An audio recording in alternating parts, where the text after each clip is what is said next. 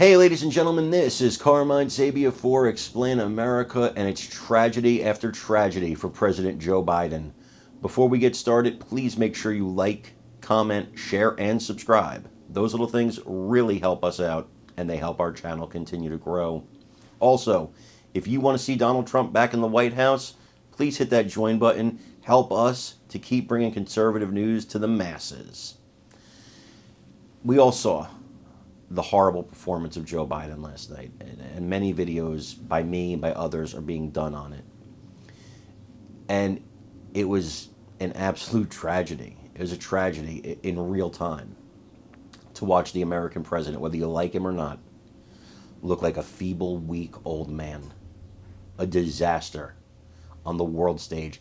Vladimir Putin's watching. Xi is watching.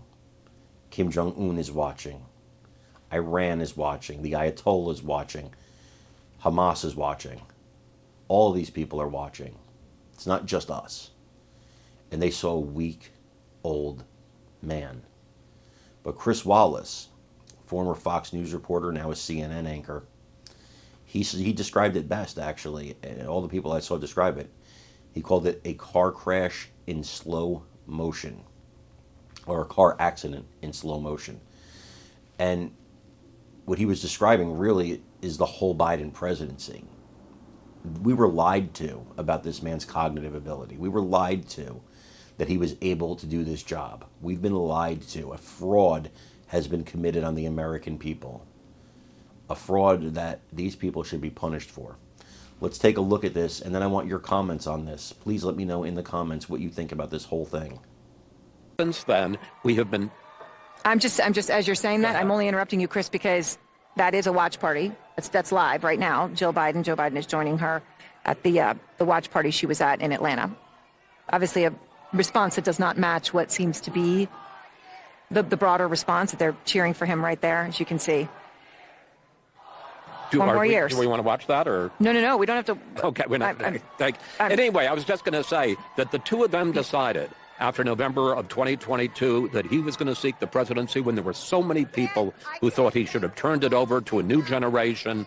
And this has been, quite frankly, a car accident in slow motion that we've seen over and building and questioning it. And, you know, as has been pointed out, Joe Biden sought this debate at this remarkably early time because he knew he was losing and he needed to change the narrative. Yep. And he did change the narrative.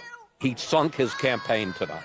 Well, and we're in the spin room right now. This is where the surrogates and allies of the campaign come to spin their candidates' respective performances, and it is going to be an immense challenge for Biden's surrogates. We have Governor Gavin Newsom here and also Georgia Senator Raphael Warnock in the back of the room. There are Trump campaign aides in here as well. No reporters are talking to them. Every reporter in here has just swarmed the two Biden surrogates that are inside this room.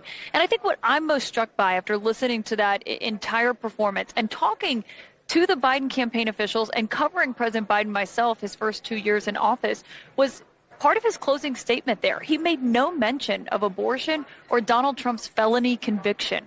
The two things that they have talked about the most, the fact that that is the biggest contrast between President Biden and former President Donald Trump, obviously the felony conviction, but also what they've done on reproductive rights and the fact that three of the justices who helped overturn Roe versus Wade were put on the Supreme Court by former President Donald Trump. But on January 6th itself as an issue, Donald Trump lied about January